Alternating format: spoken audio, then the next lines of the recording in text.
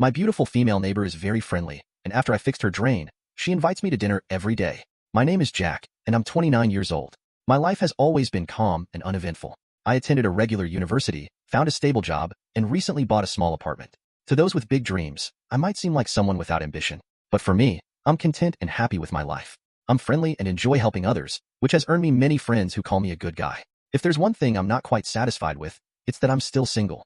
Seeing my colleagues married with kids sometimes makes me feel a bit lonely. However, all of this changed 6 months ago. 6 months ago, a new neighbor moved in across the hall. She was beautiful, with fair skin and a petite figure.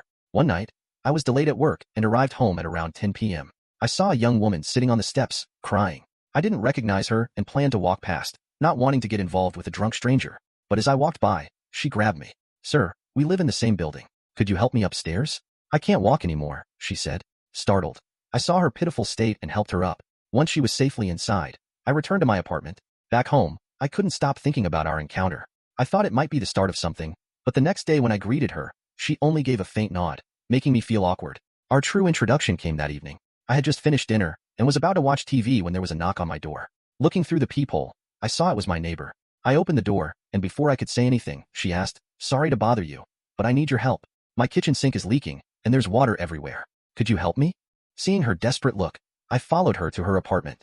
The kitchen was flooded, and there were various tools on the table. Embarrassed, she said, "I have all the tools, but I have no idea how to use them." I smiled, rolled up my sleeves, and got to work. It was a simple fix, likely made worse by her attempts to fix it herself. In about 15 minutes, I had it repaired. "Is it really fixed?" she asked in amazement.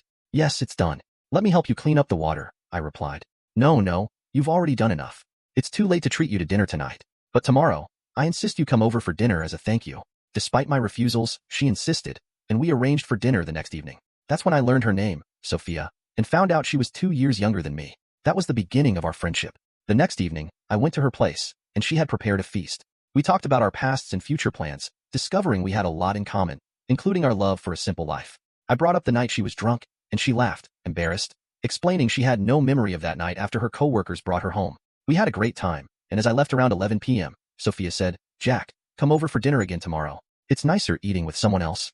Though I was thrilled, I pretended to hesitate, saying it would be too much trouble for her. "Nonsense," she replied. "I'll just keep inviting you until you agree."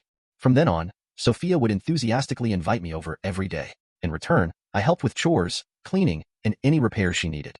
Curious about her daily invitations, I asked her why she always wanted me over. She laughed and said, "Even though we haven't known each other long, I feel a special closeness with you. It's strange, but I feel different with you."